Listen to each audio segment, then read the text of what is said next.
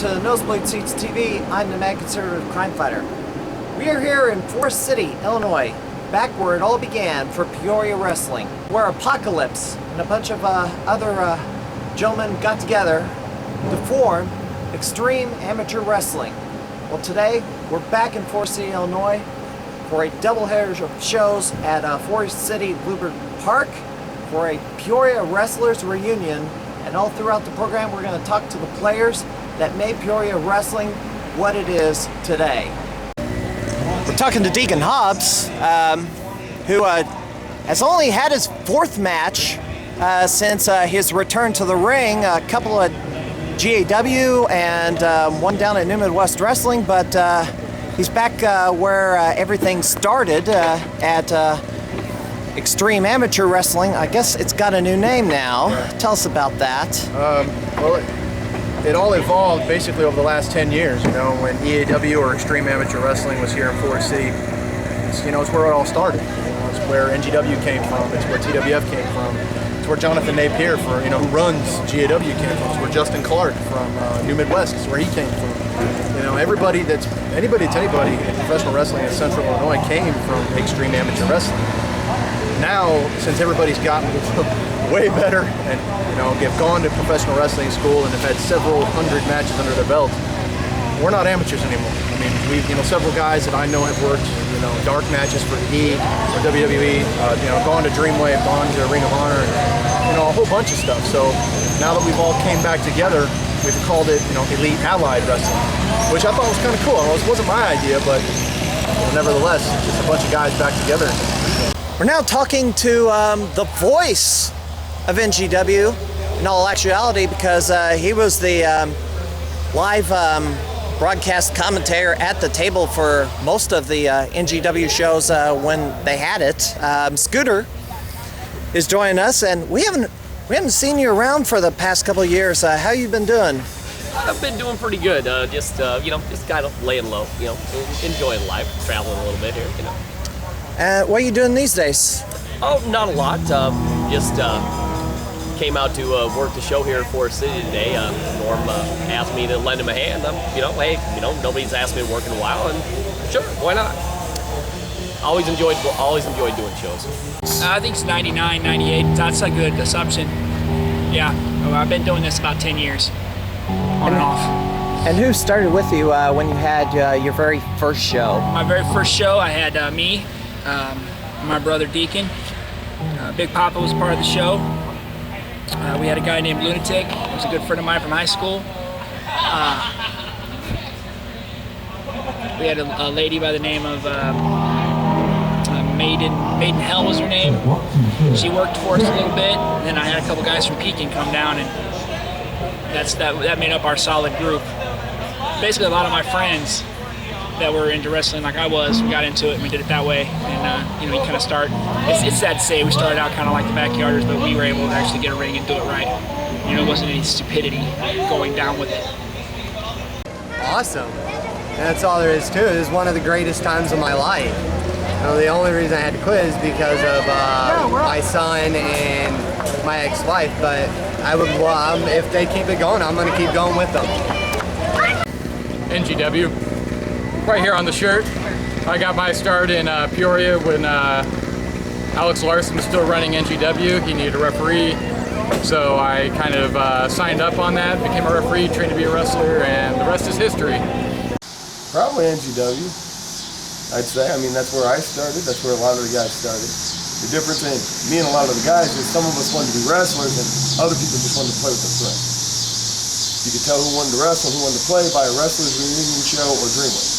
Who was where. Some of us made jobs out of it, and some of us still do jobs for it, you know what I mean? I'm not trying to be, I'm gonna cuss, not trying to be, just stating facts. It was a friends reunion show, and that's just what it was. First thing I think about when they bring up Peoria Wrestling, the first show that I ever went to as a fan. Went and saw Luck of the Draw, 04 I think it was. And I wasn't even part of it at the time. I was messing around with a bunch of small-time yarders, basically. And went in there and I'm like, wow. You know, that's the night Chris won the Hazard won the title from Jester. And Ray and Brett had the Type A death match. Best quote in the history of NGW, is that bubble wrap? You know, that was a great show. And then, you know, 2 months later, I was working for him. And you actually donned the tights and a set of boots and actually got in the ring. Once or twice, my very first opponent, come on guys. My very first opponent, right here. My very first opponent. I love this man. I made you look so pretty. You did. I look pretty without you. Oh. You accented it. I'll give you that. So did the makeup. Action. All different feds around this area. Peoria is where a lot of our people started from, was in Peoria. So just kind of branching out. Like he said, a couple other people went further than others, but we all started in one spot. So. I always think of the Peoria Athletic Club. That's where I got my start with NGW. That was the first show I ever saw. It's the first show I ever saw of NGW. And it was just this building where, you know, they trained in martial arts and they used our ring, but it was home for so long. So. Peoria Wrestling, a lot of fond memories. Just a bunch of guys that had a lot of heart. There's a bunch of them. I can go from the early days with Cody Cash, Brindle, them guys that really couldn't afford like the gear and all that, but when they got in the ring, they left everything out there, you know? So just a lot of guys with a lot of heart, just trying to put on a good show. Honestly, I think of the Zero Gravity and Ryan Phoenix. That's what I think of. I know there's a lot of other guys that were involved in that, but that's who I worked with the most and who I enjoyed working with in Peoria. I think it's a good thing, actually. There's a lot of guys that would like to be wrestlers, and I'm glad that I was able to make that happen for a lot of them. I think as far as Peoria Wrestling goes, I think it was positive, and I think wrestling is still alive in Peoria right now, and I think that's positive. You were here from the very beginning. In fact, you were, I believe, one of the founders. I am the founder. The only founder. No, I'm not going to say that. My brother is also a founder, but he basically stopped. He dropped out of it, and I took over. Well, when somebody talks about Peoria Wrestling, the first thing I think is Forest City. Holy crap. You know, I never thought I would live to see the day where I was wrestling in Forest City again. But you know what? I guess everything comes in full circles. I'm wrestling two of the boys that I started here with. And of course I'm looking to win. And hopefully get some more shows coming back here in Forest City and get the old band together. I think Peoria Wrestling has always been expansive. I started around this area when NGW was right now the Peoria Athletic Club, and I think it's just evolved every day. You know, the more shows that NGW did, moving out to the Dragon's Dome and moving into Bellevue, then IWA Mid-South moving into Bellevue, and now us. I think it's just gonna keep expanding and keep getting it, keep getting better. I actually had a really good time with Peoria Wrestling. I got to work with Josh Powers and a couple other people, and we got to work some stories that were actually a lot of fun. They kind of gave us creative management, if you will, so we got to have a lot of fun and run with it. So good memories of that place. Oh man, Peoria Wrestling. Well, the obvious first thing is NGW. You know, that was for the longest time. That was the only thing. And I know it evolved from other things, but I wasn't there for that. The part I was there for was the PAC in a tiny, tiny building, Bellevue Center. I mean, those were the two places I remember well. I was at the Dragon Dome a few times, but those were the places that really, I think, grabbed Peoria Wrestling. It was kind of grungy, dirty, but it was guys working hard. And that's when I think Peoria Wrestling, that's where I think about it, those two spots. Peoria Wrestling, first thing that comes to my mind. I can't use one set of call letters because it changed so many times. Well, it's not the organization, it's the workers. Mm-hmm. Jester. Chris Hazard. Brett Gakia. Ryan Phoenix. It's, and, whether it was at the Peoria Athletic Club or whether it was at the Riverplex or the Holiday Inn City Center, the Madison Theater, at the Heart of Illinois Fair, and whatever moniker or acronym you want to put on the masthead of the show, it's the quality of workers that we were blessed to have here in Central Illinois. That's what I think of when I think of Peoria Wrestling. NGW and the exposure that it got for me. And then I started there and then everything exploded for me. Now you're... Oh, sorry. I interrupted. What? Can I say bye on camera? Yeah. This is an awesome thing. Take it easy. No, it's good seeing you. DTN. One of the best right now. He's doing amazing. I'm super proud of him. Started with him a little while ago, a couple years ago. Before I came to Peoria. Super proud. Yep. So he's the man. Yep. Take it easy, man. Take care. Easy, grandpa. Anything else you wanted to say about what am I talking about? Peoria Wrestling? When someone mentions it? Got my foot in the door. If without Peoria Wrestling Scene, I wouldn't have got anywhere else, I guess. I don't know. I think it's more. Peoria Wrestling is more of the base, the ground to get to put the foundation in. It's not the foundation itself, but it was the good ground to put the foundation in.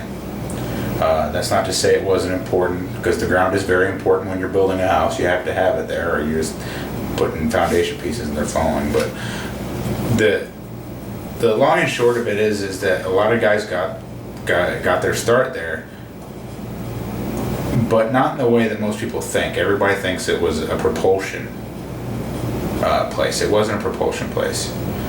It was a place for us to figure out what we were doing and get our bearings before we actually went out and did something of true value. Not to say it wasn't valuable, but something that something much more before we did that. There were, that's not to say we didn't want it to be something bigger. It didn't happen for whatever reason, but we, a lot of guys, you wouldn't have a lot of guys if it weren't for Peoria. It wasn't the place that truly skyrocketed. You didn't make stars there. You really didn't. Nobody became household names. Nobody, we didn't sell that much. We weren't selling merchandise. We weren't stars there. Mm-hmm. We were learning at best. Until we got out, because we were working when we first started, we were working weekly sometimes. Most of that time when we first started out, we were working weekly, and that definitely hindered a lot of guys from even wanting to go out and try something else. When people started getting those opportunities, and more guys were like, "Hey, I'm going to take this opportunity and go do that," it turned into a bigger deal. Guys, and people took notice of it and wanted to see more guys from that area, but it didn't really make stars. The running weekly in Peoria just kind of anchored people down a lot more than it should have. Yes, it did. I mean, it was the best of intentions to get us that much in, but it didn't. You're going to get so much better. Like, there was guys that could have just wrestled weekly, but there were other guys that were looking for that opportunity, that were wanting to make a go for it, that didn't know how, because, like I said, it wasn't a star-making place. It was just the ground, not the foundation. I think it was kind of like I was friends with everyone. I made real good friends with everybody, and kind of did it because I was one of the last people that worked real hard to keep NGW drawing. So I gave it to me as a gift. Never really thought about it. I mean, I had a couple dreams as a kid. My first dream was being a baseball player, but once I got to high school, I kind of realized that wasn't going to happen. When I was in high school, I kind of fiddled with music, and that never really took off, and just kind of I came home from Wisconsin, and I really didn't have nothing going on, just kind of working and living life, and I met up with some old friends, Bryan Phoenix, old stomping around, we're old friends, and we started hanging out, and we just started talking and hanging out with his uncle Brian that passed away a couple years ago. God bless his soul. He had a lot of hookups, went to a lot of shows, Powerhouse Wrestling. They knew him up there, and he took us to shows. RCW, we watched CM Punk up there before he was known, and he ran into Apocolypse at Powerhouse Wrestling, and was like, "Hey, I got a couple guys for you." That's how we both just kind of came together. Well, I think it's like anyone else here. We all grew up watching wrestling on TV, And who doesn't want to live the dream of being slammed around a wrestling ring and making upwards of $5 to $10 per night? So signing on being a referee, that's all I was actually trying to do, but just get my foot in the door, be part of the show. It's anyone's dream. But when I learned I could actually train and do this, and it seemed possible, you know, it's amazing where I've gone in 8 years. Trying to gain the respect of the guys, trying to gain the respect of the promoters, and just trying to basically regain the respect of the fans, because it's hard making the transition from referee to wrestler, especially when I was a good referee and everybody, it was very acknowledged that everybody liked me as a ref, and they'd bring me into shows even halftime when I didn't want to, but I'd do it anyway just because people respected me that much. Well, I believe the storyline was the NGW heavyweight title went missing. It was an honest mistake, but yeah, I did steal it. So I guess it wasn't an honest mistake. I stole it. There was a big dispute. Chris Hazard took offense to that, and he laid his hands on me. And I did make the transition to become a wrestler from that point on. I'm not going to lay down and let someone manhandle a referee. So that's ultimately what got me in. I got tired of sitting on the sidelines, and I just kind of jumped in there. I said, "What can I do?" Because I don't like slinging food all the time. I don't like being security.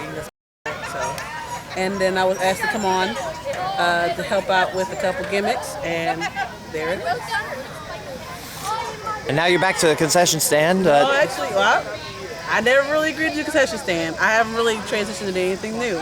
Like, you know, we said transition earlier, but I didn't transition, so. Would you like to manage again? I wouldn't mind managing again. I don't have a team, but it's out there if you want a manager.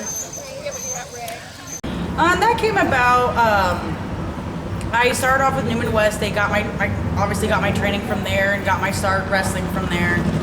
There were some creative differences, if you will, after there was management, like owners changing hands. Right. And we just really couldn't see eye to eye, so in a professional view, we decided to separate ways, and at that point, I had met Josh Powers, and he had been wrestling for Next Generation Wrestling, and he decided to spin an angle with the promoter of Next Generation, and he was all for it, and that's how I got my start there. So. I believe I met Alex at a GAW show, and then after I stopped wrestling for Newman West, he contacted me about working for them.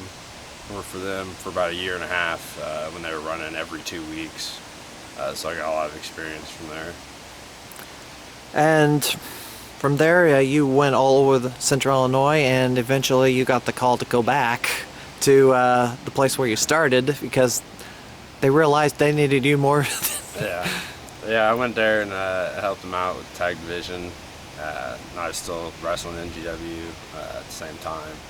So I was wrestling pretty much a show every weekend at that point. I hate saying this, but it's got to be said. You know, just like about 90% of all the guys in our area, pretty much any area in the United States, it started as yarders. Here I am, 13 years old, wrestling around in the backyard with my brother Apocolypse, and then we're watching, Raw one night. And he's like, "Hey, I bet we could do that for real." So off I went to wrestling school. So, and then everything just stemmed from there. I get asked that question a lot, actually. Growing up in high school and stuff, I was a big guy, and they're like, you should wrestle. And my brother, he ran into some money, and an inheritance, and went to school, got himself a wrestling ring, and got with me, and we started creating what we thought was wrestling, and it just got bigger and bigger and bigger, and that's how it started. How did you get into wrestling, and what year? Like 2000, 2002? Actually, I was before that time. I was actually in it when Deacon Hobbs used to do it in his backyard.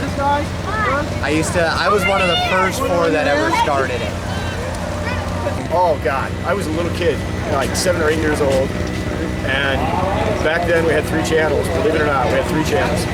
And on Saturday mornings, between noon and 1 o'clock was kind of a dead zone, where you didn't have anything to watch. And we're flipping through all 3 channels over and over again, and we ran across Vern Gagne's AWA Wrestling.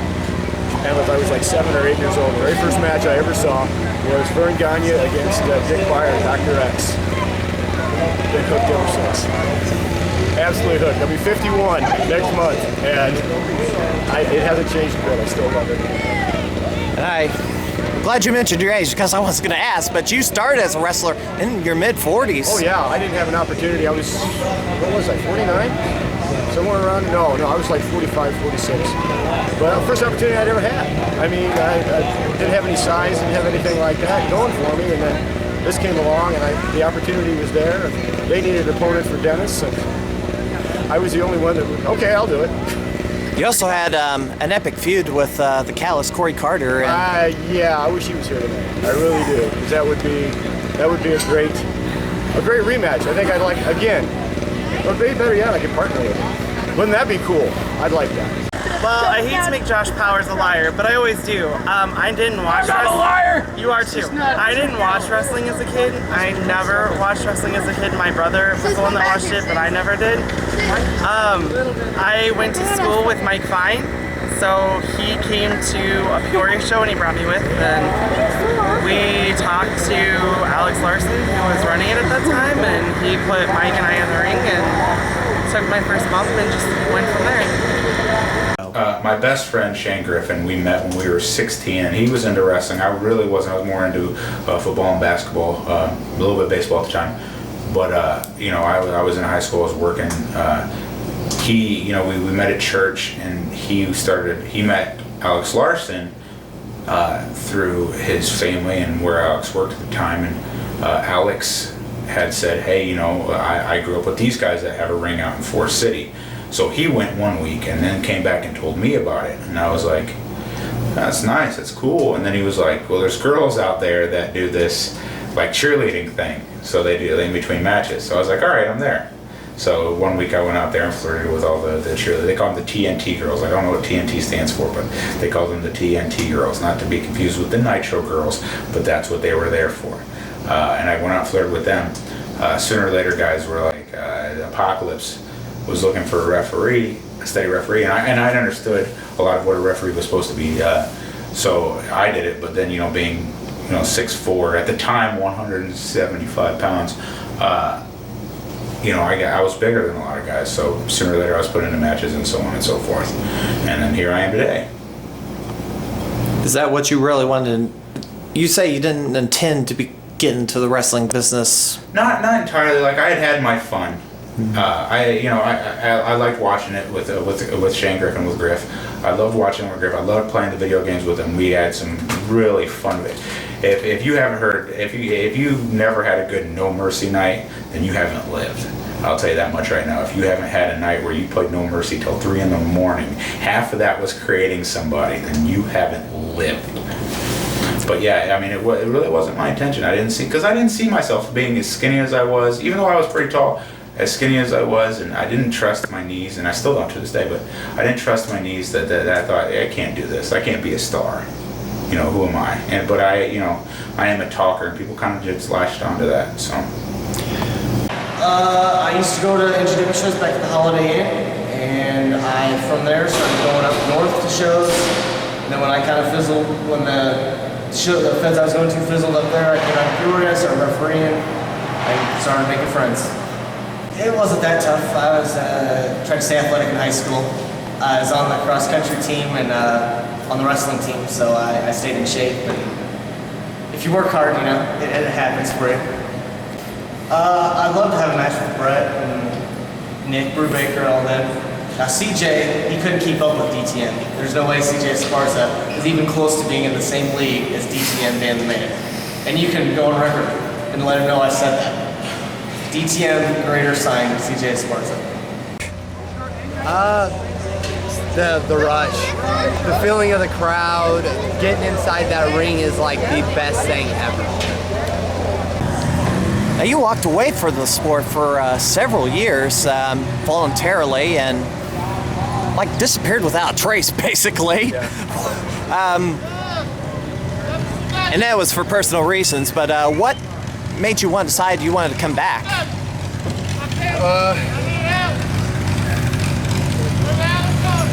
I don't know, really. Once you've done it, it's in your blood. You can try to stay gone for as long as you can, but you see it on TV, you see commercials, you know, you hear guys that are still in it in the area, and you just can't stay away forever, you know. So I decided to try my hand and go back into it. I talked to Jonathan Napier at GAW, and he was gracious enough to give me a shot. I wrestled, and you know, I'm thankful that I was able to win, and then you know, things just progressed from there. I was very fortunate enough to work for New Midwest. Yeah, the blazing inferno that was. Yeah, I know. It was called Boiling Point, and it deserved to be called Boiling Point. It was hot or neck in there, but yeah, and, you know, here I am back in AEW, and fortunate enough to, you know, be on top. I never thought I'd be on top after 4 matches, but it's gonna, you know, see how long I can keep it. Do you think perhaps that when you were in attendance to your brother's induction in the Central Illinois Hall of Fame, that was the spark? That was a big spark. It really was. I kind of felt. I think I was the only person in the arena that night that actually cried. I still kind of get choked up about it because, you know, my brother means a lot to me. He's my role model. He's my brother, you know, and I've always told him I want to be able to be in that spot with you one of these days. And I think, yeah, that probably is a big spark of the reason why I came back. One of these days, I'm going to get there. You know, it's going to take a lot, but I'm going to get there one of these days. Lots of stretching and lots of breathing, because being in that ring wears you out quick. And under this heat, it definitely didn't help, and being gone so long, it didn't help. But lots of stretching and lots of breathing. Did you do any in-ring training to practice moves before getting in there? No, actually, I got with my opponent, Buddy Lee, my brother actually, and we practiced some of the stuff at his apartment. Well, it's the fact that I missed the business. I missed it. I needed it back. I mean, I felt, you know, I'm not wrestling, letting all this time fly by. I just kind of wasted talent. Figured I might as well put some use to myself. Might as well. But you had time to, let's say, develop your physique and grow. And now that you made your return, you're in pretty much the top or the MBS promotion of the year, Dreamwave. Comments on the MBS podcast that most of your success right now is at New Midwest Wrestling, where you are winning your matches. At Dreamwave, you're usually being squashed by somebody. I guess tell us the difference between atmospheres between New Midwest and Dreamwave. Well, Dreamwave's more of the big time. It's more you know, the production value, it's just a bigger atmosphere. It's more high, you know. I don't even know what I'm trying to say. Well, Dreamwave draws more people. Yeah. And they also bring in somebody, you know, big every month, which helps. But I think New Midwest, you know, still hangs in there. They draw at least about 150 people a show. So that's good for any indie promotion these days.